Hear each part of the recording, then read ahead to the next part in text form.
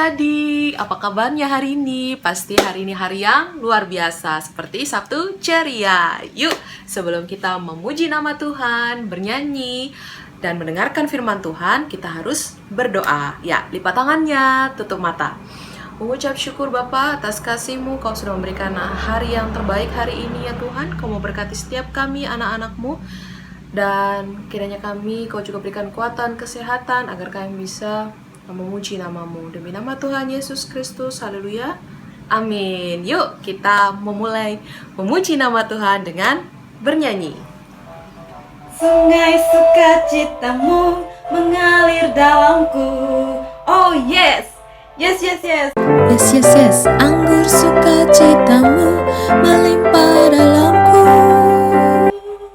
Ku menari dan bersuka, pujiku di setiap waktu, sebab sungai sukacitamu ada dalamku. Mengalir bersamamu, bersuka di dalammu. Mengikutimu Tuhan dalam kegerakanmu, melayanimu Tuhan Dalam sukacitamu, sebab hanya Tuhan yang membuat sukacitaku penuh. Dengar dia panggil nama saya, dengar dia panggil namamu. Dengar dia panggil nama saya, juga dia panggil namamu. Dia panggil nama saya, dengar dia panggil namamu. Dengar dia panggil nama saya, Juga dia panggil namamu. Dengarkanlah dulu sebuah cerita menarik yang kakak bawakan tentang tangan yang terluka.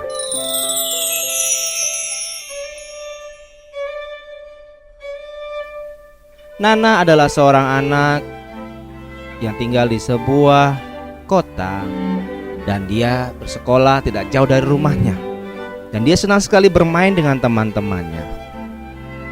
Dan teman-teman Nana ini seringkali ingin bermain ke rumah Nana, tetapi Nana selalu menolak mereka dan selalu berkata, "Tidak usah bermain ke rumahku, biar aku saja yang bermain ke rumah kalian." "Kenapa nak? Kenapa?" kata teman-temannya. "Bukankah kita sudah keliling ke rumah kita semua? Hanya rumahmu saja yang belum kita kunjungi." "Ah, tidak usah," kata Nana. "Kalian tahu kan, kalau aku senang main di luar. Aku bosan main di rumahku. Jadi biarlah kita bermain saja di rumah kalian." "Oh begitu," kata mereka. "Oke lah, baiklah," seru mereka. Setelah lama dari saat itu, teman-teman Nana kembali berkata kepada Nana, "Nana, sudahlah, biarlah kali ini kita bermain di rumah kamu. Kami sudah bosan bermain berputar-putar di rumah kita semua. Hanya rumahmu sajalah yang belum kami kunjungi." Nana berpikir sejenak dan dia akhirnya berkata, "Baiklah, kalian boleh main ke rumahku besok siang setelah pulang sekolah. Tapi kita hanya bermain di teras rumahku saja ya. Tidak usah masuk, karena rumahku berantakan loh. Ada banyak barang," kata si Nana. "Oh ya, kata teman-temannya. "Oke Nana, sip lah, tenang saja." Akhirnya Nana pulang dari sekolah hari itu. Cepat-cepat dia pulang. Hari itu dia tidak bermain di rumah temannya. Dia berkata kepada mamanya sepulang sekolah, "Ibu, besok teman-teman Nana mau main ke rumah ini." "Oh iya," kata ibu Nana. "Silakan Nana, biarlah mereka bermain di sini. Ibu lebih senang kalau kamu bermain dengan teman-temanmu di rumah ini." Tapi Nana dengan cemberut berkata, "Iya, tapi ibu tidak usah keluar ya menemui teman-temanku." "Loh, kenapa Nana?" kata si ibu. "Iya, tangan ibu loh. Tangan ibu kan jelek. Lihat tangan ibu itu yang penuh dengan carut marut, yang ada goresan-goresan kasar itu. Aku tidak mau teman-temanku melihat ibuku tangannya jelek seperti ibu." Ibu Nana hanya menundukkan kepala kepada Nana dan berkata, "Baiklah Nah, Kamu tidak usah khawatir. Besok ibu tidak akan menemui teman-teman kalian. Kamu sajalah yang menghidangkan minuman buat teman-temanmu dan makanan yang ibu siapkan dari dapur. Ibu akan diam saja di kamar dan kamu akan bermain tanpa gangguan dari ibu. Keesokan harinya, Nana dan teman-temannya bermain di rumah Nana.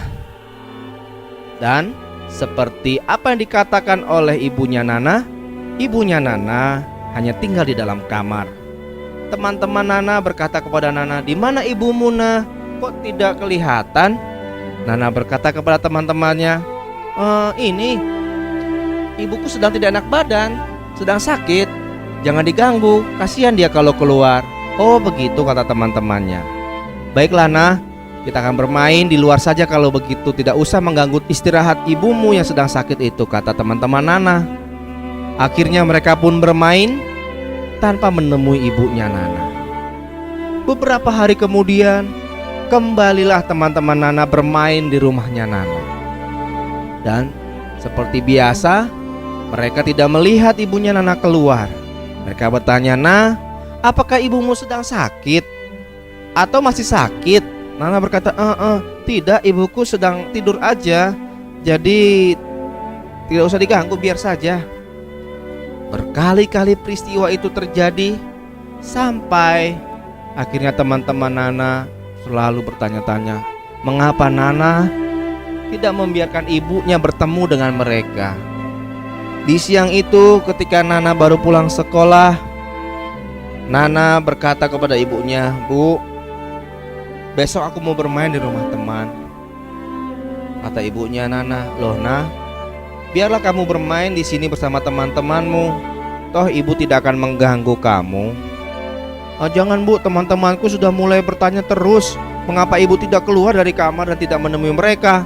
Aku tidak mau ibu ketemu dengan mereka dengan tangan ibu yang jelek itu." Akhirnya si ibu mengambil napas yang panjang dan berkata kepada Nana, "Nah, sini sebentar Nak, ibu mempunyai sebuah cerita." "Ada apa Bu? Cerita tentang apa?" "Dahulu kala," kata si ibu, "hiduplah seorang ibu dengan anaknya yang kecil. Keluarga ini senang sekali dan bahagia. Kemana-mana anak perempuannya ini dibawa pergi ke pasar, pergi ke kota, ataupun bermain di tempat-tempat bermain. Bahagia sekali keluarga ini. Dan sang anak selalu diberikan mainan yang bagus-bagus oleh ibu dan bapaknya. Si ibu selalu menyediakan makanan yang istimewa buat anaknya. Sang anak dibelikan boneka, dibelikan mainan rumah-rumahan, dibelikan mainan-mainan yang indah untuk anak perempuannya. Dan sang anak senang sekali. Sampai suatu ketika sang anak sedang bermain dengan boneka-boneka dan si ibu sedang memasak di dapur. Tetapi sang anak ini punya pikiran, kali ini dia ingin bermain dengan lilin. Dia mengambil sebuah korek api dan lilin yang disimpan oleh ayahnya di atas lemari. Dia mengambil kursi dan mengambil lilin di atas lemari dan korek api yang ada di sebelahnya. Lalu sang anak mulai menyalakan lilin dari korek api itu. Menyalalah api di atas lilin itu. Sang anak bermain boneka-bonekaan di sekitar lilin-lilin yang menyala. Satu lilin dia nyalakan, kemudian ditambahkannya lilin kedua, ditambahkannya lilin ketiga, dan sampai 10 lilin mengelilingi anak itu. Ketika anak ini sedang asik bermain dengan lilin-lilin itu dan boneka-bonekaannya, tidak tersadar tangannya menyentuh sebuah lilin dan lilin itu langsung terjatuh. Dan apinya tidak langsung padam, tetapi mengenai boneka yang lain yang ada di sekitarnya. Api mulai membesar di kamar tempat bermainnya anak itu. Api mulai membesar dan anak itu mulai teriak ketakutan. "Ayah, ibu, ibu, ibu!" Sang ibu yang sedang berada di dapur kaget terkejut dan sang ibu berlari menuju tempat anaknya sedang bermain. Dia melihat kamar tempat bermain anaknya sudah penuh dengan api. Api sudah begitu besar, membakar kamar dan mainan-mainan anak itu. Anaknya itu sudah terkurung oleh api. Si ibu kaget, terkejut, takut. Namun dia berkata bahwa dia harus menyelamatkan sang anak. Akhirnya sang ibu ini mengumpulkan keberanian. Dia mengambil sebuah kain yang dicelupkannya ke dalam sebuah bak air. Dia membungkus badannya dengan kain yang sudah basah itu. Dan dia berlari dengan penuh keberanian masuk ke dalam lingkaran api yang mengelilingi anaknya. Dia menggendong anaknya. Gendongnya anaknya erat-erat. Dan akhirnya dia berusaha membawa anaknya ini keluar dari ruangan kamar bermain yang penuh dengan api itu. Tepat ketika sang ibu keluar dari pintu kamar itu, api berhasil dilewatinya. Tetapi ada kayu yang jatuh dari atas kamar itu mengenai tangan sang ibu. Kayu yang penuh dengan api itu membakar tangan sang ibu. Akhirnya ibu itu langsung berlari terus. Dia berusaha keluar dari rumahnya menggendong anaknya dengan tangan yang terbakar. Di luar rumah, tetangga-tetangganya berusaha membantu sang ibu memadamkan api di tangannya dan di rumahnya. Rumah sang ibu terbakar habis. Tangan sang ibu satu terbakar oleh api dan harus dibawa ke rumah sakit, dioperasi dan dirawat. Tetapi luka bekas operasi dan bekas terbakar itu meninggalkan bekas luka, goresan-goresan, carut-marut, serta bekas jahitan yang jelek sekali. Kata sang ibu Nana di akhir ceritanya, nah akhirnya si ibu itu harus hidup seumur hidupnya dengan tangan yang terluka, dengan bekas luka yang selalu kelihatan, tidak bisa ditutup-tutupi. Nah, tahukah bahwa kisah tadi itu adalah cerita tentang Nana dan ibu. Itu adalah kisah yang nyata bahwa Nana yang kecil dulu pernah hampir terbakar dan ibu harus terbakar tangannya karena menyelamatkan Nana. Ibu tidak malu punya tangan yang terluka karena ibu bangga, ibu senang bisa menyelamatkan Nana. Buat apa ibu hidup kalau Nana mati? Lebih baik ibu hidup dengan tangan yang terluka, asal Nana bisa bahagia.